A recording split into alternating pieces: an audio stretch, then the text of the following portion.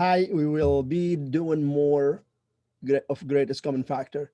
So we're just going to do a little bit more complicated kind of greatest common factor where students don't see the common factor right away. And so just stay tuned for that. So here I have 3 questions I'm going to do to show you how to do greatest common factor. When it looks a little bit more complicated, not as common, or it has a little bit of a curveball to it. So anyways, so I'm giving you an example here, just a little bit of fun, to have a little bit of fun with it. So now I have 2x Sammy, which is my name, minus 3 brackets Sammy. If I'm looking for a greatest common factor here, the numbers 2 and 3, they don't have anything. There's only x here and there's no x here. But in these 2 terms, both of them have Sammy in them. So Sammy is your greatest common factor. And then what you end up with after you take out Sammy, if you divide this by Sammy, you end up with 2x here. Minus if you divide this by Sammy, you'll end up with 3. So this is basically the idea when you have stuff like this. So now let's go to number 1 and look at it. So it's 2x times x plus 9 minus 3x plus 9. So because these are the same and we have 2 terms here, just think of the x plus 9 is the same as Sammy here. So x plus 9 becomes your greatest common factor. And then you open another bracket. If you take all of this divided by x plus 9, you're left with 2x minus, and if you take all of this divided by x plus 9, you're left with 3. And that's how that is. Okay. Number 2 there. This here, you see how this is x minus 2 and this is 2 minus x. You cannot take out x minus 2 as the greatest common factor because this and this, they're written up in an opposite way. So this is x minus 2, this is 2 minus x. If this was a plus and this was a plus, then you could do it. When it's a plus, it doesn't matter. When it's minus, as we know, 3 minus 1 is not the same as 1 minus 3 because this will give me a positive 2 and this will give me negative 2. Okay, so that's why here you cannot take out this as the greatest common factor yet.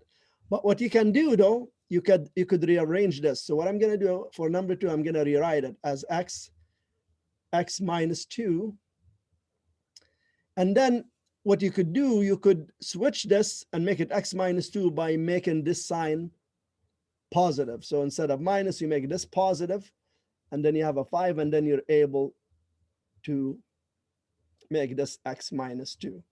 It's like pulling out a negative 1 from here. And if you pull out negative 1 as a greatest common factor from here, this becomes x minus 2. And the negative 1 times negative 5 will make this plus 5. But if you want to just remember it, to switch this and make it the same as this, you'll have to change the sign in here. So if this was negative, you make it plus. If it was plus, you make it negative. Now this becomes exactly the same as this Sammy thing or here. So the x minus 2 here is Sammy.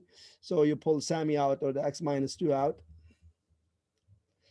And then this divided by x minus 2 gives me x plus this divided by x minus 2 gives me 5. All right. Now, number 3, I'm just going to do it underneath here. Number 3, what you do, you break it in the middle. So this kind of questions, you break them in the middle. Now you look out for the greatest common factor from here in this, just this binomial right here, which is the 2 terms. And you could see x is the greatest common factor. And if you pull out x, 3x divided by x, you'll end up with 3 minus xy divided by x will give you y. And here, the greatest common factor will be y from 3y minus y squared.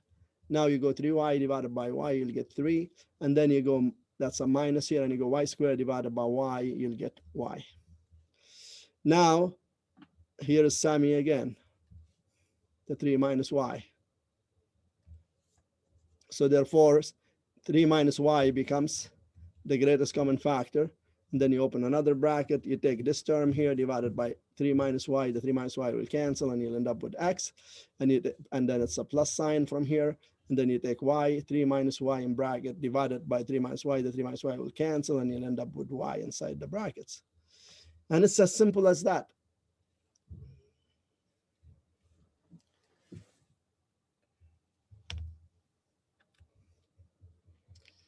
Again, thanks for watching. Feel free to email me any questions that you want to see done on YouTube. Also, you could contact me on Twitter.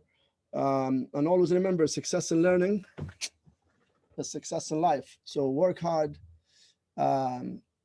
Math, especially, it's practice every day that makes you better at math. It's not, you cannot just memorize math.